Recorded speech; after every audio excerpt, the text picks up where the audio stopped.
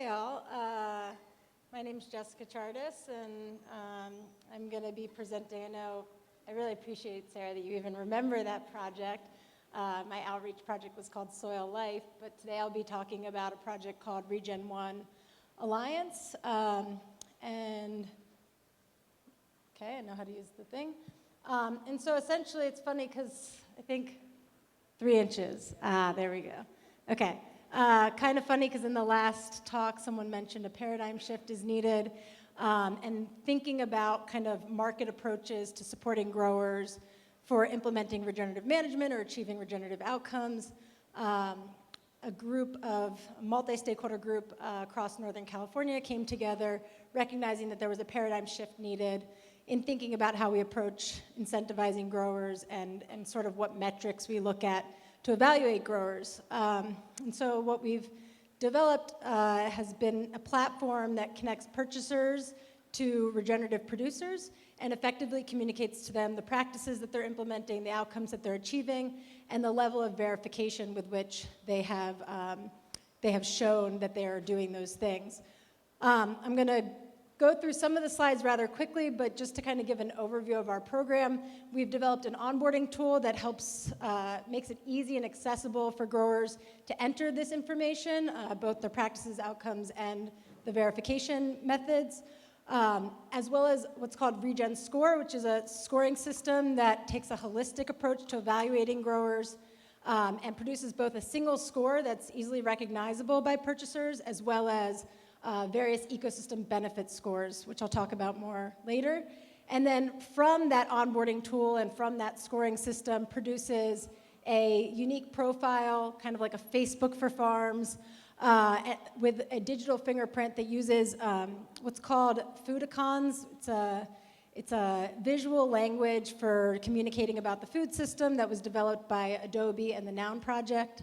And this is something that is portable. It's kind of called an iframe. The tech is beyond me, but the digital fingerprint and other resources that are created from this onboarding tool can be easily ported into a grower's website or a purchaser that wants to use this information for marketing or storytelling. So that's high-level overview. Kind of just to point out a few of the things that are different about our approach. We're trying to move away from the laser single focus on carbon, looking at a suite of 5 ecosystem benefits: soil health, air quality, water quality, biodiversity, and equity. And also recognizes growers for their community engagement, for any training or education they may be participating in or providing. And the next slide shows that what we're doing is trying to create something that's less of a tier system or a ranking of good farmer, bad farmer, but a journey of continual improvement. And so anyone who's doing anything, implementing a minimum of 1 sort of conservation, regenerative soil health management practice can get on the road. That puts them in the transitional category. There isn't necessarily direct market access, but there are some other market incentives that they would be privy to help them increase both their acreage that they're implementing on as well as the practices that they're implementing. And then once they've kind of increased to more practices, they're starting to develop baseline monitoring, they can move into the continual improvement phase and eventually to regenerative, where they're implementing practices that address all of the principles that we've kind of laid out. We're trying to do something that's less a checkbox of practices and more meeting growers where they're at. And so I'll show you a bit of the onboarding tool in a moment, but the idea is to ask growers how they're achieving certain principles rather than what practices they're doing. So it may be that they're not completely no-till, but they're reducing the depth of their tillage, the frequency of their tillage, they're leaving more residues on the surface, and all of these things add up to get them pretty close to what a score would be for no-tillage, for instance. Or maybe there's some context where that provides an equivalent score to no-till due to other barriers in that region or cropping system. And so I'll kind of show you a little bit of this onboarding tool. I'm going to go through these fairly quickly in the interest of time, but just to show you the way we're framing this, we're asking growers what they're doing to reduce disturbance. in the interest of like making it parsimonious and a low burden of entry, if they're not doing something, they don't really need to give us too much details about that management practice. But if they are, for instance, doing shallower tillage, we may ask a follow-up question around what depth they're tilling to. There's an opportunity, I don't know if there's a laser here, but there's an opportunity to indicate what % of your acreage or total number of acreage that this is taking place on. And then continuing with these sort of principles, in addition to what are you doing to reduce disturbance, what are you doing to keep the ground covered, what are you doing to tighten nutrient cycles, to reduce inputs, so that covers pesticides, herbicides, and fungicides. What are you doing to promote biodiversity? And then what are you doing to maximize efficiencies? And so these are kind of our practice-based questions. This is how we're getting at how growers are achieving different principles. The answers to this are kind of tailored to Northern California croplands, orchards, and vineyards, although the way it's designed is to be an adaptive framework that can easily have both the answers as well as the scores associated with them adjusted to a unique context. So another kind of shift in the paradigm, instead of a broad brushstroke approach to standards or certifications, we're trying to create something that can be adaptive on a local or regional basis. And so once they've kind of answered these practice-based questions, which there's a score associated with self-reporting, it's multiplied by the % acreage that's happening on, and it's multiplied by a verification modifier. So maybe they've just self-reported, there's still credit for that. But let's say you've uploaded photos or videos to kind of show, here I planted the cover crop, or here's sheep grazing the cover crop. Or if you have a third-party verifier, like a technical service provider you're working with, that can verify that you are in fact implementing this practice, or that they are helping you with monitoring or what have you, that verification modifier adjusts the score accordingly. Similarly, there's a series of questions about what they're doing to monitor outcomes, and so we ask about how they're monitoring soil health. And in the same vein, if they're not measuring anything, then they don't need to dig much deeper. But if they do indicate, for instance, that they're measuring soil carbon, we will follow up with questions around what methodology they're using, their sort of sampling design, how frequently they're testing, and whether they're collecting samples individually or, again, with a technical service provider or a cooperative extension agent. So in that same vein, we ask what they're doing to monitor air quality. It may be model-based or field-based measurements, what they're doing to monitor water quality, biodiversity, and then all of these outcomes-based scores have a kind of base score that's the metric value. It's multiplied by the rigor of the methodology that they're using, the sampling design, again, a verification modifier. And although we're not quite there yet, in the future, we hope to also be able to integrate the level of improvement. So as far as the science exists now, it's kind of hard to say whether an increase in soil carbon was good or not for an individual context. For instance, where I live in the Central Valley of California, it's very challenging to increase soil carbon, but you may be improving soil health overall. And so we're kind of holding out on that sort of adjustment to scoring until there's more data to support it. But so all of these, and then the last thing I'll mention is that there's also an equity score. We're collaborating with groups on the ground that have expertise working with historically underserved communities, rather than proposing to be the folks who should determine this sort of stuff. We're kind of trying to work with the people who have the expertise in that space. But there are several questions about the background of the grower, if they're a member of a historically underserved group, and then also around worker welfare, asking, what sort of benefits are provided potentially, and other things around exposure, and trying to make sure that workers are protected as well. And so, as I mentioned, there's a total regen score that makes it very easy for a purchaser to see. In this case, they're in the regenerative category. There could be transitional or continual improvement, if you remember the little roadmap I showed you, and their total score. If a purchaser wants to get deeper under the hood and learn more about where that score is coming from, they can see also these ecosystem benefit scores around soil, water, air, biodiversity, and equity. And those scores actually include a combination of both practices and outcomes. This is going to be real overkill, but this just shows the different components that feed into those co-benefit scores, whereas everything is aggregated to determine the total regen score. As I mentioned, once the onboarding tool is complete, it produces this profile for the grower. It's something that's portable, can be used for their own marketing and storytelling, or the purchasers can use it as well with grower permission. Everything we're doing is designed to comply with data privacy and autonomy. Actually, just Dorn Cox in the stand. We've been working with the folks at Open Team to both build the question sets on what's called survey stacks so that it's more interoperable with other programs that growers might want to participate in, but also making sure that we're complying with things around data privacy and data autonomy to protect growers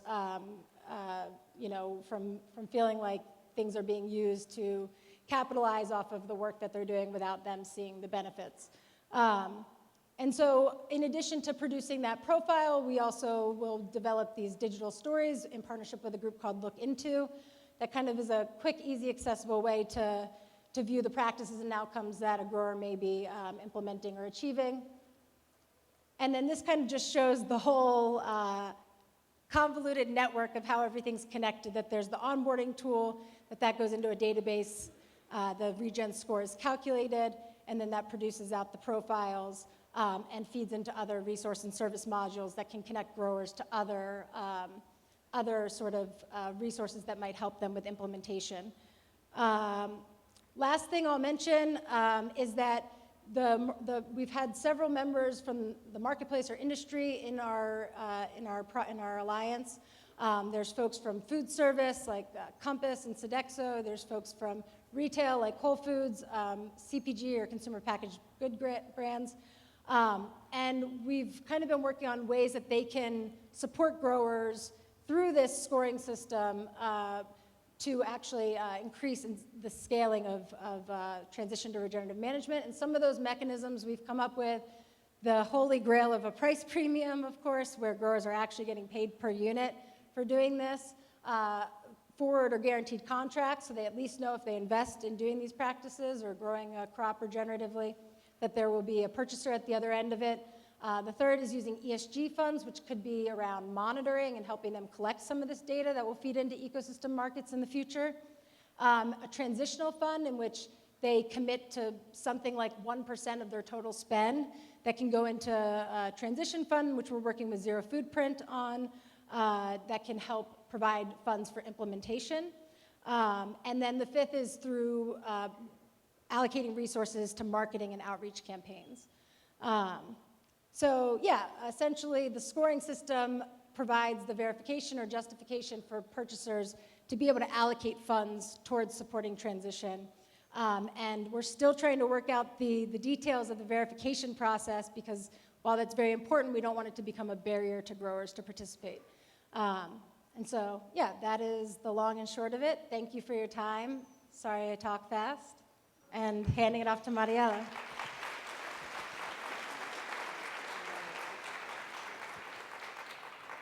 Hi, everybody. Mariela Cedeño here. I'm representing Manzanita Capital Collective and a bunch of other things that I'll share a bit about. A little bit different from what Jessica shared.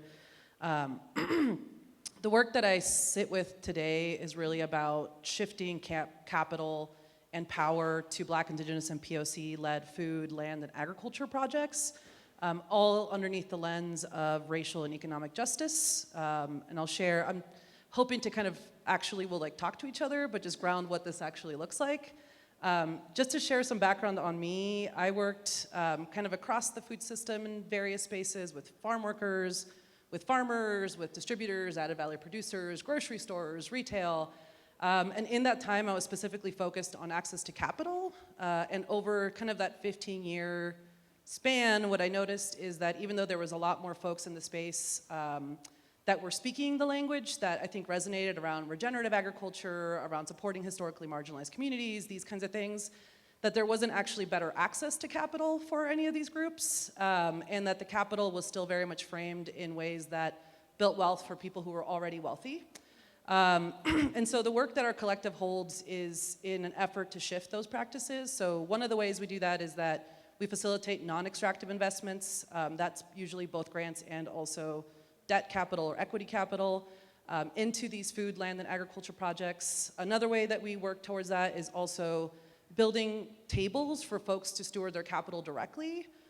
So kind of trying to shift the disconnect of people who are making decisions for our communities to having our own communities make decisions for ourselves around how capital should be allocated.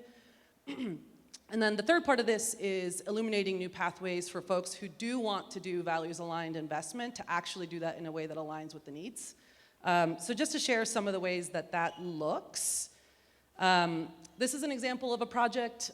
It was a group of Latino farmers that have been farming in the Central Coast for a really long time, sustainable business models, and kind of we're dealing with this constant shift of a line that kept moving around actually purchasing land. I'm sure this is a case across the country, but in California, land is heavily commodified. It's insanely expensive. And so even when you have a viable business, it doesn't mean that you can actually purchase the land that you're on.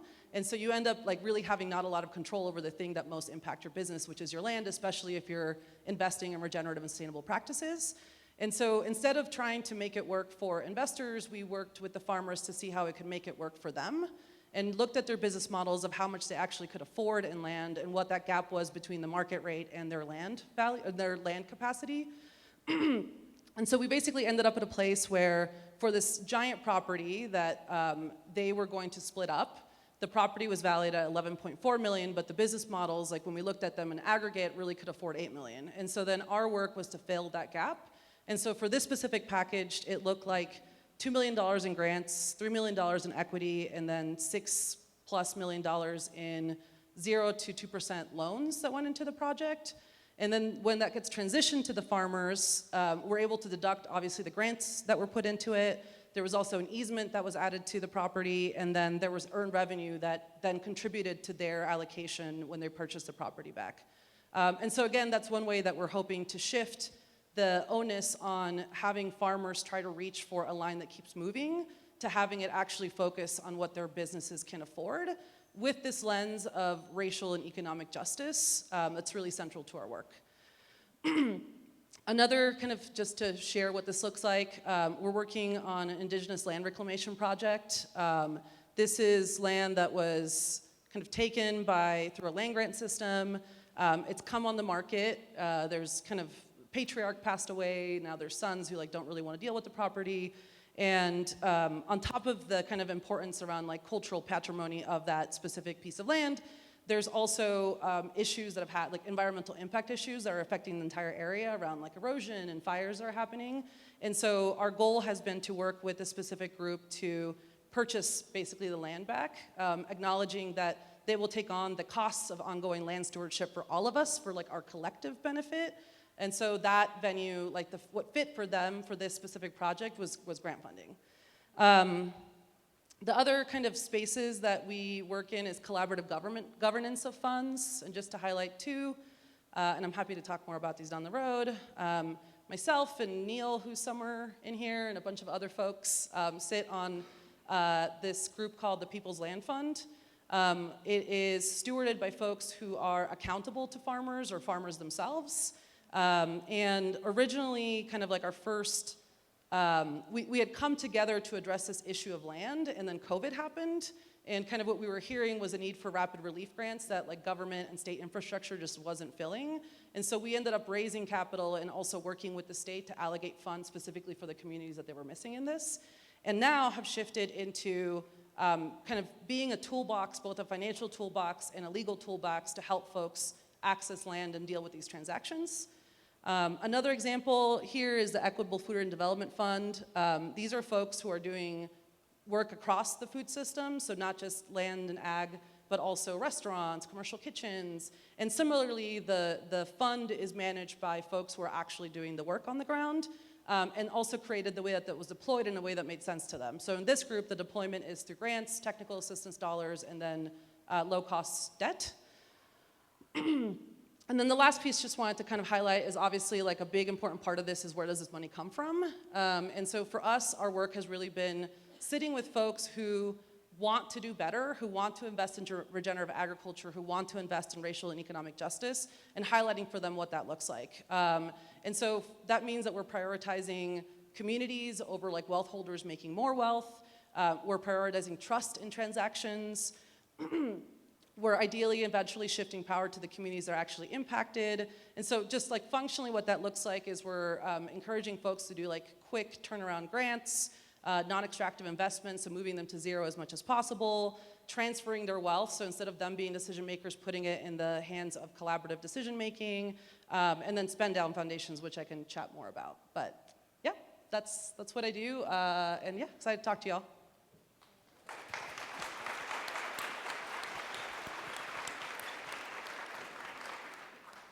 Thank you both, and I know that that was a lot of information. I'm going to ask a couple of questions.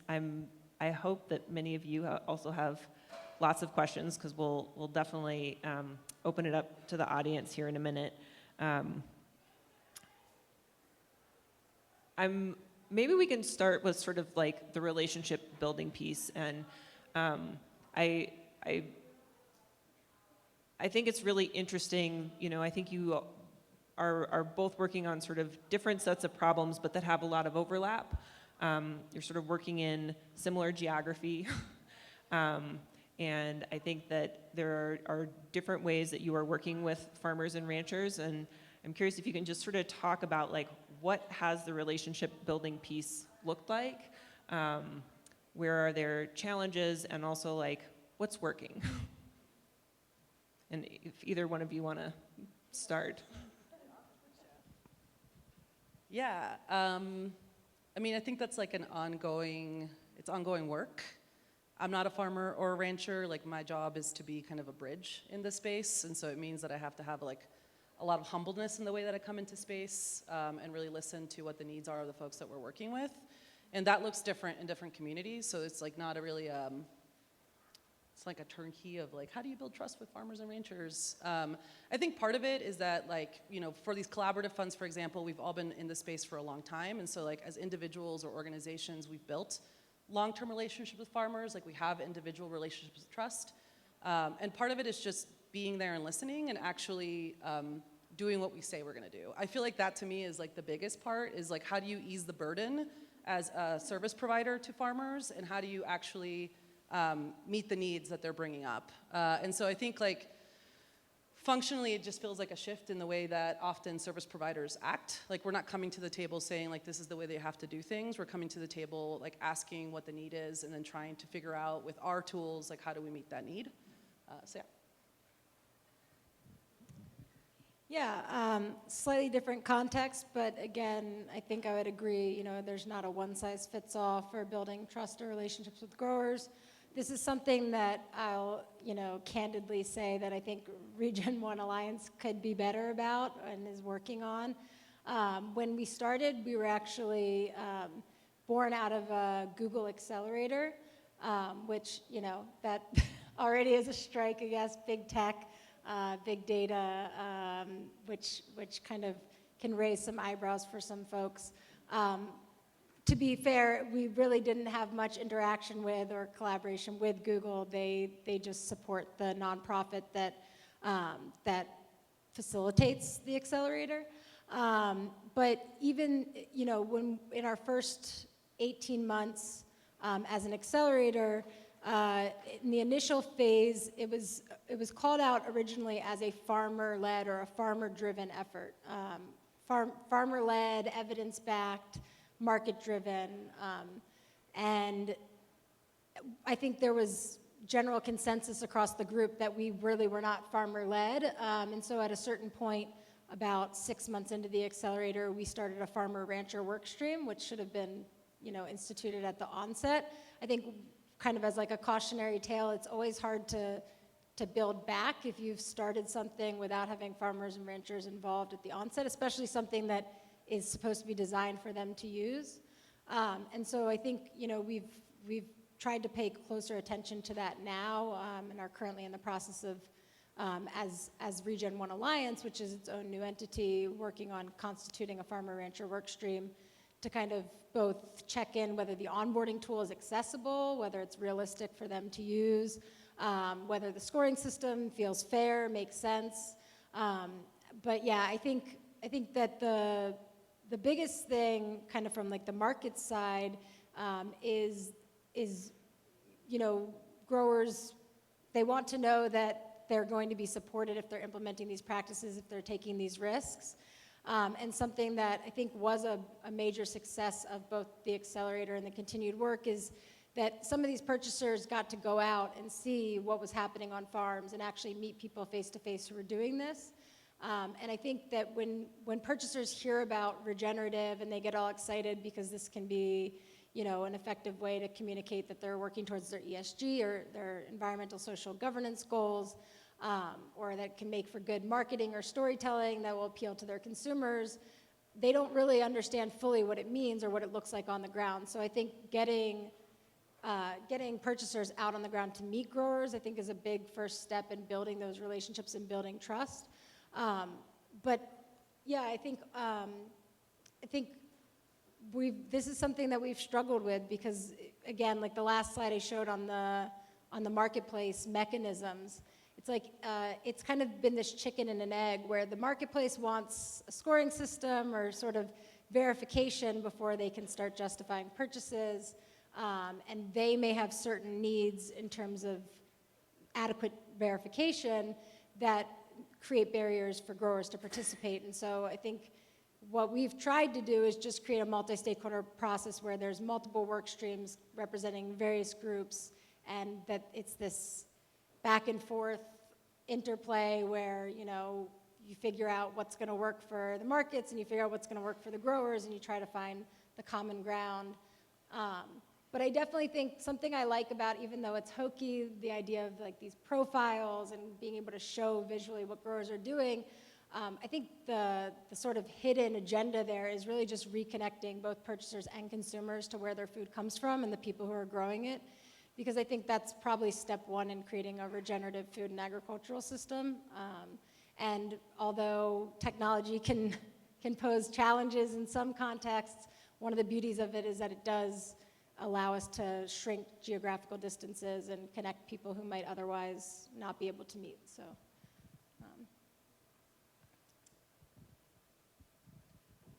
And if you have any comments or responses, feel free to jump in. I think one thing that I've been thinking a lot about in terms of like how money flows in our agricultural systems has a lot to do with federal funding. As the director of a nonprofit organization, often the funds that we're able to get to then support farmers and ranchers is coming through USDA. And right now there's a lot of money coming out of USDA because of some of the big legislative packages that have happened in the last year and a half. And my perception is that not a lot of that money is actually landing with farmers and ranchers in a way that is helping them to transition. And I think that it sort of illuminates that there are sort of breakdowns in the way that money flows, and that there are also capacity issues in the way that money gets from where there is money to where there is a need for capital. And I'm just curious if you know, how that plays out in your work. And also, Mariela, you nicely described a couple of examples of how you're addressing that, but I'm curious if you both want to dig into that a little bit more or give some other examples of like, how is the money flowing differently, or where do you see the barriers, and what are ideas that you have for shifting that so that the money actually lands where it needs to help folks make choices about how they're doing production that are good for the land, good for their businesses, good for their communities. Yeah, okay. I'll just kind of like start by saying that I don't have a whole lot of faith in the kind of federal funding system changing. You know, just from a practical perspective, it wasn't set up in a way that actually was meant to get to the folks that it's supposed to serve. And so there's like appropriations that happen that speak a lot to farmers of color, like whatever it is that's like on the agenda in that 4-year space, but there's not a lot of conversations around process and who that money's actually going to, right? And I think we really functionally saw this in like the PPP loan program, where these like giant corporations got like 90%, what the number is, like a huge amount of money, and farmers got 5%, and farmers of color got like 0.1 of a 1%, you know? And so I think some of the ways that we've tried to get at that is that, you know, as folks who aren't like on a farm doing the work that takes 16 to 18 to 24 hours of your day, to do some advocacy or just like a minimum minimizing barriers by doing the work in the middle, right? By asking, like for us, like CDFA, like, is this actually something that we need to do, or is this something you just created between you two? And I think I've had a lot of lessons learned from my peers around like actually asking these questions. Like for example, and Neil, you're over here now, so I see you. Hey, Helga, hi. You know, this COVID relief money that came through the state, one of the huge barriers in federal funding is always like reimbursable grants, right? This expectation that you like have money to spend and then you'll send some receipts and wait 6 months for you to get paid back. And so, you know, we were trying to advocate for them to hand that money over, which was already a challenge. And then secondly, just give that money up front. And what we heard from them was like, no, it's not possible. And then somebody, you know, Neil in our group actually like looked at their own documents, and they had a way that it was possible. And that they were just like choosing to not use. And so, you know, I think it's hard for me to figure out how you systematize having to do that every single time, which is why I don't have a lot of faith on that shifting a whole lot. I think the space that we occupy right now is working with people who are saying they want to invest in regenerative agriculture, who are saying they want to invest in racial and economic justice, and are still using the practices of a space that doesn't actually do that, right? And I think there's this kind of like greenwashing and impact investment that tells people that they can do good and feel good and make a lot of money, that's really incompatible with the reality that there's not any more space to extract from food. There's not, you know, like farm workers aren't getting paid anything, farmers are making nothing, like added value producers have, you know, 5% margins. There just isn't a space to take from it. And so a lot of the work, or maybe the space that I feel a little bit more kind of like positive energy around, is talking to those people who want to invest in it about why the way they're doing it is not actually compatible with the system on the ground, and showing them ways that it could be. And, you know, just having reality checks about like, you can make money over there, but food, land, and agriculture is not where you should be making your money. So that to me is like a maybe more functional pathway. And then, you know, as I shared in some of these examples, it's then working with farmers and land stewards to ask them what's actually viable for them, and then working backwards from that. So it's a lot of like bridge building that happens, and we do it to some extent in federal funding. I just feel like that's just like the amount of bureaucracy that's been created and continues to be created. Like, they're not undoing that level of bureaucracy, they're adding to it, right? So like a farmer has to fill out like a 50 form application and then do 8 million reports. Like now it's like 51 forms and 8 million and 1 reports. It's not going the other way. So, you know, I think for me it's really about asking the people who are saying that they want to invest in a way that's aligned. So I agree with all of that, and it's much more eloquently put than probably I will share my insights. I think, yeah, I mean, I think the reality is that with federal grants or state grants even, there is this like expectation, it's even like a criteria in the evaluation around having previously managed large grants, which just perpetuates that only the people who've received in the past can continue to receive that sort of funding. I think something, you know, just to focus on the optimistic side and what we can do, I think that, you know, I'm kind of heartened by the partnerships I've seen happening on the ground, where, you know, people who maybe have experience with large grants or have a better in to getting federal funding are collaborating with organizations on the ground that are actually doing the work and making sure that money is passing through to those organizations and or directly to farmers and ranchers. I think, I don't know if this is exactly what you were referring to, but with the CDFA, the California Department of Food and Ag's Healthy Soils program, that one of the big barriers for historically underserved growers was, yeah, this being able to pay for things up front and having to do a reimbursement style grant. We actually, several different organizations in California have worked together to advocate for a special block grant being created for the Healthy Soils Program that allows UCANR, or Ag and Natural Resources, to take the money and directly, pay growers in advance or provide the compost or seed or whatever it might be for implementation.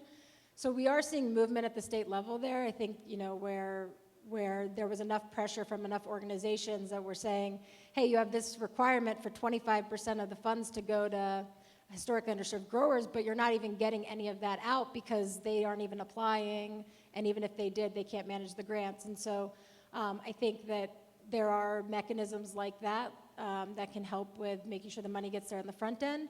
And then, I mentioned collaboration with this group, Open Team. I'm not sure if folks are already familiar with Open Team, but they're doing a lot of work with the NRCS around interoperability and making it so that this burden of paperwork and compliance, if a grower is already putting information in one place, how can that be, again, with full attention to data privacy and data autonomy, how can growers be able be kind of empowered to authorize that data to go to other places so that they don't have to re-enter it 10 different times, once for their organic certification and once for this market they want to engage in, or once to apply for this grant. And so I think that there can be efforts on the ground of creating more interoperability around grant applications, investment opportunities, things like that. And then I guess the last thing I'll say, which kind of goes back to the relationships piece that I didn't touch on before, something we're talking about with Regen 1 is, there's all this focus on how growers can verify that they're doing regenerative management and that they're making these transitions to benefit the environment and the economy and their communities. But there's very little of the mirror reflecting back on the purchasers.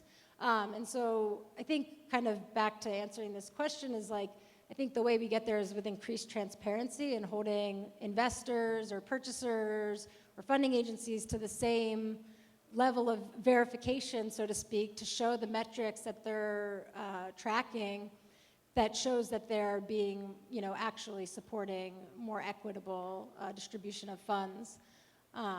And so, yeah, we've talked about basically for the Regen 1 platform having a very parallel onboarding process for purchasers and then a similar, categorization of where they are in their road to regenerative. Because if we keep trying to push regenerative agriculture without having a regenerative economy or regenerative communities or culture, we're not going to make it very far. Yeah. I think the only thing I would add to that too is the folks who are on the purchasing side are probably getting a lot of subsidy to do this kind of stuff and not accountable to whether or not they're actually doing it. I know there's a lot of folks that in my prior life we worked with who were getting, tax, federal funding, private philanthropy, money that was meant for regenerative agriculture to buy it, but actually weren't functionally changing anything. There was no price premium around it. There was no thoughtfulness around who they were purchasing from. And so, yeah, I just wanted to plus one that mirror back. We hold farmers and land stewards who are doing so much work to such a high level of accountability that we don't hold anybody else to in that ecosystem. I have a slightly different, but I think related question, which is about this idea that money means different things to different people. And what money means to an investor or what money means to legislators may be really different than what it means to farmers. And I'm curious if you both can just sort of speak to that idea and sort of how thinking about that can help us begin to peel back the layers of getting to a place of trust or understanding. I'll go first this time, although this is definitely Mariela's wheelhouse. Yeah, I think this is kind of where it's been this chicken and the egg with the Regen 1 Alliance. Again, we started with these various work streams. There was, a marketplace work stream that had various players from industry. There was a measurement work stream that was academics and technical service providers. There was a storytelling work stream. There was one that was like around place-based. And you know, I think that as we went back and forth trying to find something that worked for everyone, I think there's been this like holding out from the purchasers of like, give us a scoring system and a verification method, give us a standard, something that's easy to use, and we will do the purchasing without, you know, being willing to like commit upfront to what that looks like. And so, yeah, I think that to the point of money means different things to different people. For the purchaser, I mean, again, there are thin margins in general in food, but for purchasers and processors, you know, there may be more margin to be able to pay growers more for what they're doing, and I know that creates complications around food security, and obviously we need to address politically issues around food security. But I think, yeah, there's this big ask for the growers not only to implement practices, but then kind of prove your impact, and that all costs money. And for me personally, you know, as a scientist, it's like, yeah, you want to see things be data-driven and evidence-backed, but at the same time, if we spend a whole bunch of money on monitoring impacts, that's all money that could be going towards actually implementing things that we already know are good on the ground. And so, yeah, I think there's this, even just in that sort of element of like the amount of money that could be spent on monitoring versus the amount of money that could actually, how far that money could go on farms. And then the other piece being that the purchasers seem sometimes reluctant to upfront agree to paying more for something. But again, they want a verification process, which adds a whole nother layer of costs and labor for the grower to engage in. And so, yeah, I mean, I'm not giving a good answer here. Because thank you, because it's a puzzle and we're still trying to figure it out. But I do think, you know, I guess my optimistic thing I would say is that growers should hold out because purchasers have high demand for this product and they're getting pressure from consumers. And if growers just kind of give in and do these things just because it's good and don't actually get incentivized for it, then, you know, again, we're just keeping up these power dynamics that got us into this problem in the first place. And if, again, I'll just say if we want this to be truly regenerative, then that involves changing the power dynamics between purchasers and producers. And I think currently producers have a bit of an upper hand because there's this strong demand and very low supply. Yeah, I think I'll just share that I feel like I'm in this work not because I like talking to people with money or government people, but because I think it's like a functional need in this space. But I hate it. Like I hate that navigating that space, like frankly. What I will say though is I think because I'm uncomfortable in it, it kind of like has led me to have just more human conversations as much as I can. And I'll share a practical example. We were just talking to this person who's like an impact investor who came to one of these collaboratives they wanted to invest, and you know, they expected like loans to go out at 6 to 8%, like they were gonna charge 4%, and kind of did this whole spiel on how they're like super love farmers, super love land, like all these things. So then they kind of asked us, like, what do you usually offer? And we said like nothing. We offer like 0% is like what we're asking you for. And you know, he didn't like sign off the Zoom, but I think he was just like taken aback. And we had this conversation about like, this person's very wealthy. Like, what does that 4% mean to you? Like quantifying it, right? Like what does $500,000 mean to you? Like really to this person, it meant very little in their overall kind of like wealth portfolio. And when we talked about the projects and the impact about paying folks fair wages, investing in healthy soils, like investing in like food retail in spaces that didn't have access to that, I feel like it just like humanized it a little bit. And I don't want to romanticize that like every impact investor is all of a sudden going to like change their minds. I would say like 99% of them aren't. But I do think that there is this kind of like space to have this conversation around like what does money mean to you versus the folks who are actually doing the work, and what does it actually mean to align with the values that you're bringing into this conversation? Because again, I feel like it's just like the biggest disservice that impact investment has done to this space. And actually also philanthropy, right? Like, sorry, this is gonna be a diatribe to my diatribe, but 5% of endowments goes out via grants and their own operating capital, like 5%, which means that the other 95% of these giant foundations are just like making money in the stock market, like they keep getting richer, they have this incentive to just stay, like become a foundation forever. And so there's just like an ecosystem that expects it, like to maintain itself at a certain level and also expects to heal the planet, like fix fix racial issues, like whatever it is, it's just not real. So yeah, I mean, again, like without romanticizing it, like that's a hope that I have, is that we can just have like regular conversations about this means literally nothing to you, and this means so much to the folks on the ground. And then I think there's a lot of stuff we can talk about, like tax abatement and foundations and federal funding bureaucracy, but that to me feels like the human piece where we can have that conversation. Yeah.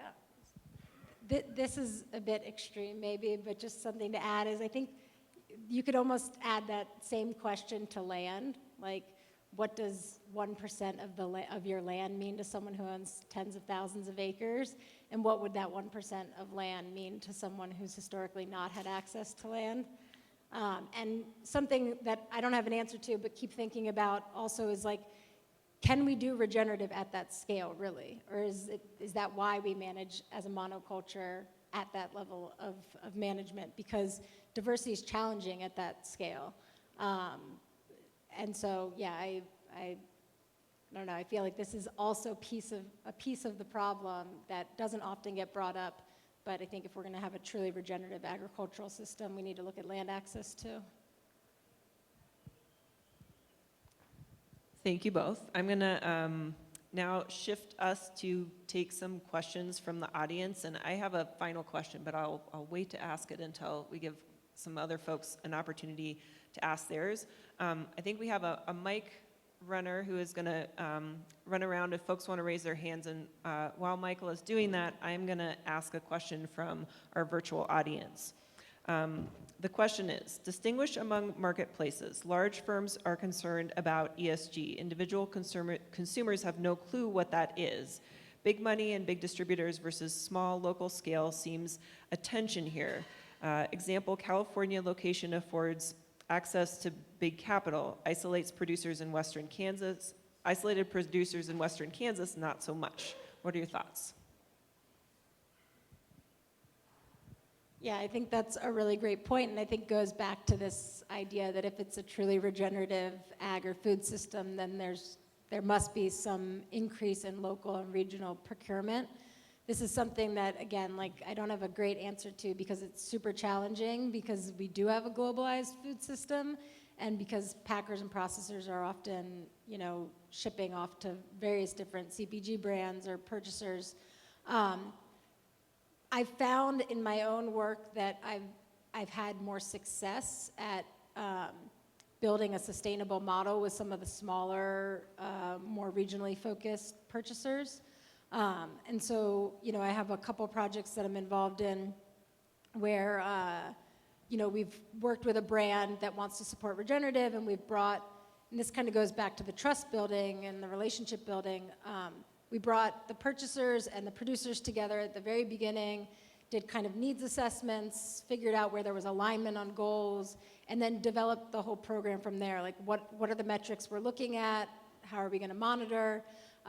What are the practices we're gonna implement? Working with, technical assistance providers to make sure that implementation goes smoothly.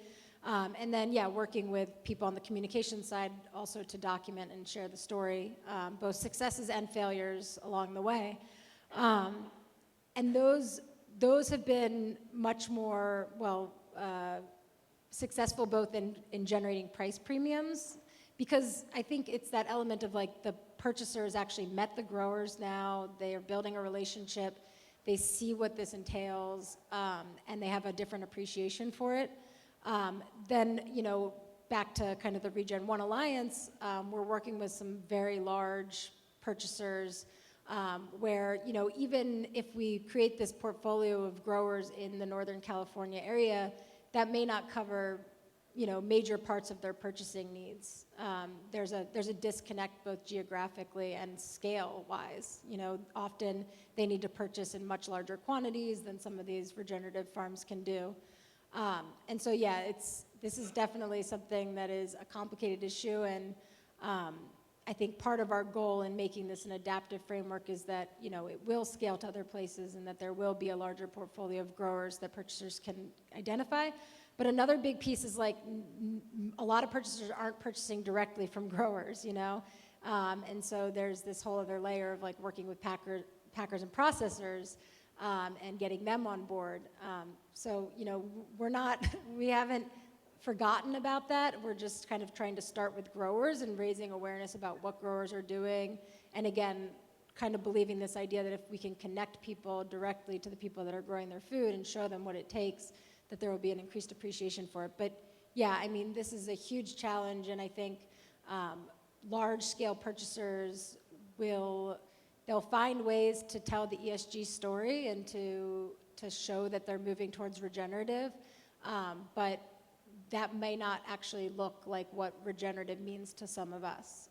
And this is also kind of a philosophical question, is like, is any progress good progress? You know, because if we can start to move those folks while at the same time we're building these more truly regenerative projects with smaller scale purchasers or brands, then that can kind of both create a model of what it looks like and also put pressure on the larger brands to really truly step up to the plate.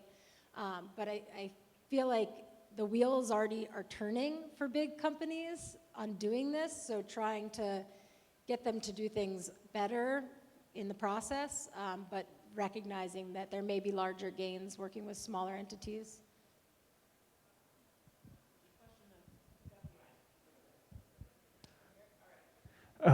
Good afternoon. I wanted to first thank the conference for highlighting this topic. I think it's really important because I think a majority of us that are ranchers and farmers get tired of the long process of applying for federal grants and state grants and kind of getting a range or an idea of where some of the interests of investors are at in regards to land and also providing interest in our producers.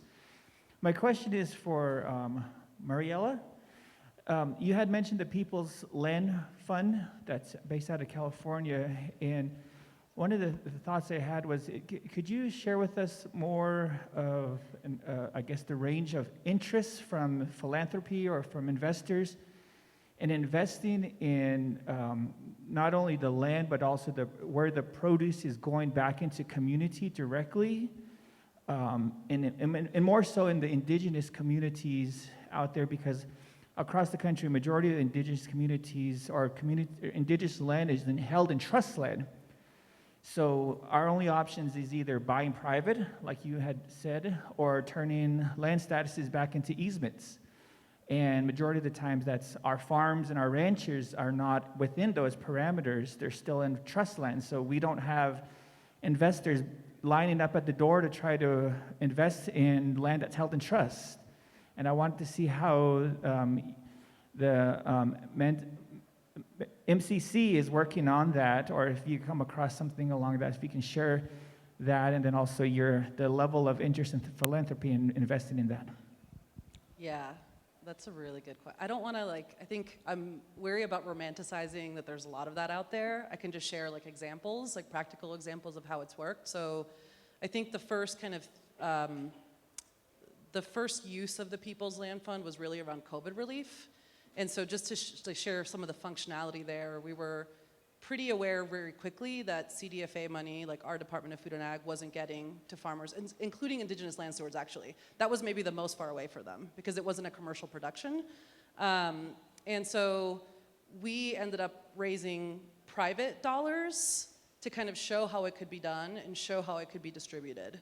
And the philanthropy that was interested in that are folks who are in this kind of, I would say, in people who are more interested in this idea of just transition, who are working on spending down their endowments, who just have a different way of grant making, and that's a very small subset of national funders, but it existed, right? And so I think there was a compelling argument to make there around who the funding that was meant for our communities wasn't reaching, especially when there are these targets within which are very specific to California, but there are percentage targets for socially disadvantaged farmers. And so we raised that money and then went back to CDFA and said hey, we just distributed $1 million. can you give us $1 million? Like, we don't have to prove to you that we can do this. We did it very quickly in a few months. And so that was one lever of basically going back to the federal funding to have it work in a way that would work for us. Honestly, like, now we're in our second round and we're probably gonna stop. It's just, it's a lot of bureaucracy in that space. With the actual, maybe like just to share some technical things within who's interested in funding, maybe more of like the Indigenous land reclamation space. Also share that like Neil up there will probably talk about this too. I think in that space, we've really mostly gone either bridge loans to just get access to the land that's going on the market really fast. And for those investors, again, it's like a very specific subsect of investors who are interested in investing in regenerative ag, like might make money from it somewhere else, have like some context around land stewardship, but they're also interested in.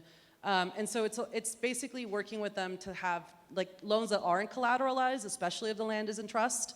And it's trust-based. Like, Frank, I don't know how else, so we worked with some folks who do like, maybe they do philanthropic advising, so they're in connection with 100 people, and we're like, we need $1 million, and then they go out to their individuals and say, like, this is a project, it's uncollateralized, 0 to 2% what they're offering.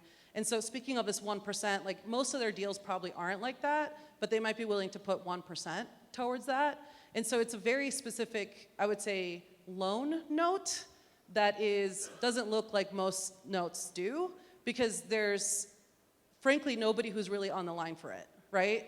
It's unsecured. There's like nothing to take back, which is part of the ethos that we're also sharing back, right? If we're trying to decommodify land, collateralizing land just doesn't work in that effort. And then again, kind of like going to folks who, it's a different conversation with different people, but it's, I would say probably smaller family offices that have been the most accessible to us versus like big institutional philanthropy, and it's a lot of network building. And I think one of the things that I do candidly share is like, I recognize the amount of access we have to this in California that like a lot of this country doesn't have access to. And so for the EFOD collaborative, for example, that's what we've been trying to really center is like, how do we collaboratively nationally raise money and then also specifically prioritize groups in like the Southwest, the rural South, the Midwest, because we, even amongst ourselves, recognize who has access and who doesn't. So yeah, I'm happy to talk to you more about that, but that's practically some of the ways it's looked. All right. I'm going to ask one question. I'll remind you all that we have roundtables if you have other questions that you would like to ask. What would you like folks to take away? And particularly maybe folks in our audience who have positions of power and have capacity for investment. Like, what do you want them to step away from this conversation with?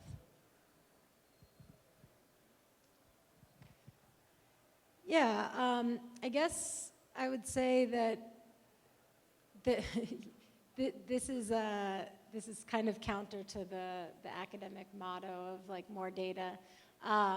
But I guess I would just, the main thing that I'm interested in is just being wary of carbon markets and a reductionist perspective of how we incentivize growers for shifting to regenerative. I think, when we created the Regen 1 Alliance, our principles that I shared, that we asked growers about how they're achieving them, we adopted those from the UN's agroecology principles.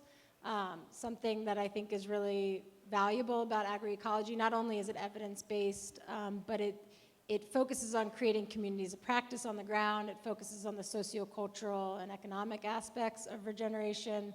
And yeah, maybe I'm a little bit of a broken record here, but I think that if we just focus on regenerating in our management on the land, then we haven't accomplished a whole lot. If we just mitigate climate change, we still have drastic global challenges to face. And so I think I think right now purchasers are getting interested in this because consumers are pushing them to be interested in it. And in that time and with that opportunity, I think we should really hold them accountable to creating more regeneration in the power dynamics between purchasers and producers and just the whole food and agricultural system. And yeah, I think making sure that sociocultural and equity issues are embedded into regenerative, making sure that we're looking at the full ecosystem impacts. Because, for instance, like with my personal experience running things like the COMET model, which, you know, a lot of people appreciate because it's easy and it's accessible and you can run it and you can get a number that you can use for your reporting. You know, I've seen instances where a grower reduces their nitrogen fertilizer and it increases their total footprint because there's an assumption that yield goes down and this and that. And so, you know, it's easy to think that, oh, these models are going to help us get these practices implemented on the ground, but in fact, they may actually just support business as usual. A lot of the data that is underpinning them comes from large conventional systems and is not really looking at what a truly regenerative system could do. So yeah, I guess I would say the biggest takeaway for me is just making sure that we're thinking about regenerative in a holistic way, and recognizing that that if we're going to support growers to do this, that the more that we can put the funding towards actual implementation on the ground, kind of to your point, whether that means holding grant funders or investors accountable, or, you know, whether that just means creating different programs that can support growers for implementation, making sure that as much of the money gets to the growers as possible. And, you know, I think there's things we can do scientifically, like creating monitoring networks that make it easier to have things be evidence-backed without having to have like farm-scale level auditing. And yeah, I think I would just say applying a holistic context to the way we approach regenerative. I feel like I had thought about this and now I'm blanking. So I'm going to say two things that are coming to mind. I think one is just like land shouldn't be a commodity, period. Like, yeah, none of these things. Paying 60 grand for an acre is just like so absurd to me, but it's like the reality. And so I think if people really care about land stewardship, whether that's through like commercial regenerative farming or just land stewardship, land can't be a commodity. And that shouldn't be where you're making your money. And I think the other piece is what we were talking about earlier is like folks who are holding wealth, like what does that mean to you? Right? Like the cost, like do you care about the quality of life of farm workers and farmers? Like do you care about healthy soils? Do you care about land stewardship? Do you care about access to food? Like if you care about those things, like the benefit can't be to you. Like there is a benefit to you in the sense that like we have a planet that doesn't catch on fire ideally, but the benefit has to be to the folks who are already living in capacities that are not manageable, right? So I think that's like my call to action to people is to really think about what the need is on the ground versus like what the benefit to you is as a wealth holder. Thank you both so much for joining us. Really appreciate your time and all the work that you do.